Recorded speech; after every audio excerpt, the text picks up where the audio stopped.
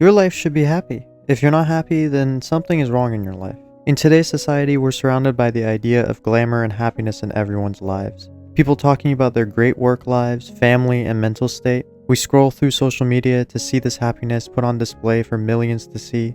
It starts to seem like we're doing something wrong, that our life should be full of happiness too. But in reality, what we're seeing is a fiction created by those who wish to conceal the true nature of life. And in a time when the world tells you that we should be happy and this is the natural state of life, one philosopher stands out against the stream of delusion.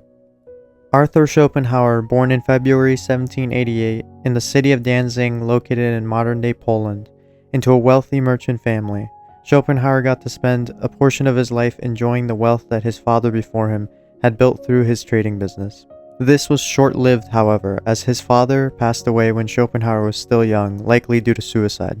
This marked a lasting stain on Schopenhauer's life and psyche, which no amount of wealth and comfort could protect him from. His relationship with his mother also began to worsen, which led to him to feel more isolated, as she continually criticized his temperament, writing, "Moreover, I am acquainted with your heart and know that few are better, but you are nevertheless irritating and unbearable, and I consider it most difficult to live with you."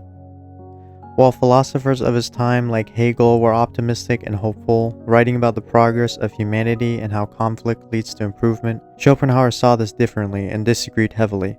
In his most influential work, The World as Will and Representation, Schopenhauer introduces the idea of the will, an all-encompassing, blind, irrational force which drives every living thing to strive to exist irrationally. The will exists in us as the driving force which pushes us to desire so much in life, including happiness. However, the will is never satisfied. When something is achieved or given, more is desired endlessly. If the will is acting within our lives and we're subjects of the will, doomed to endlessly strive for more, then we can recognize the futility and delusion of lasting happiness. We can begin to recognize that happiness is not the constant state of things in the world, but rather temporary.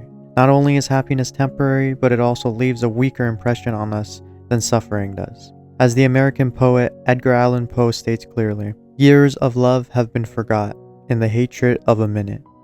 Schopenhauer also goes on to explain this experience more deeply, writing, "All satisfaction, or what is commonly called happiness, is really and essentially negative only, and never positive. It is not a gratification which comes to us originally and of itself, but must always be the satisfaction of a wish. For desire, that is, want, is the prerequisite of every pleasure. But with the satisfaction, the desire ceases, and so the pleasure is at an end. Therefore, satisfaction or happiness can never be more than the deliverance from a pain, from a want. It is never a positive good. Thus, for example, the pleasure in eating is not nearly so great as the pain of being eaten."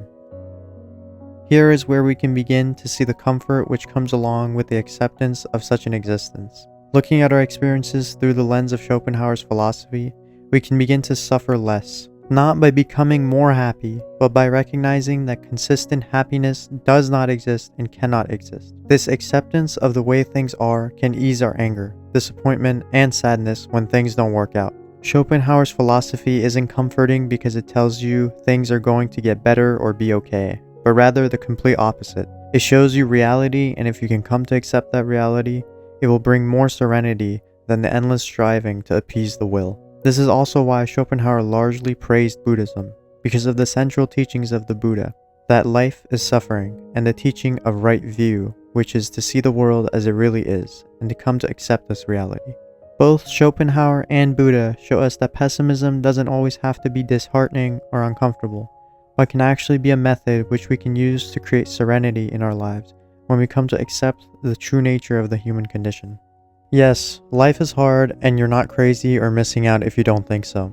The reality of human experience is that there is more suffering in our existence than pleasure. Unlike other philosophers who try to paint the human experience in an overly optimistic light, Schopenhauer tells us straight up that existence sucks and that we'll never be indefinitely satisfied. Schopenhauer does provide some ways that we can use to ease ourselves. He suggests doing art which can help distract us from the will and lose ourselves in the work we're doing, thereby making us momentarily at ease. One of the most surprising aspects of his writing is the frequent discussion of being compassionate, which you wouldn't expect from such a pessimist. He writes, Compassion is the basis of all morality. When we act from compassion, we recognize the suffering of another as our own, and thereby step outside the narrow limits of our ego. In that moment, the will in us is weakened. So maybe the next time you're feeling down, just remember, this is normal. Maybe take Schopenhauer's advice. Go paint a picture.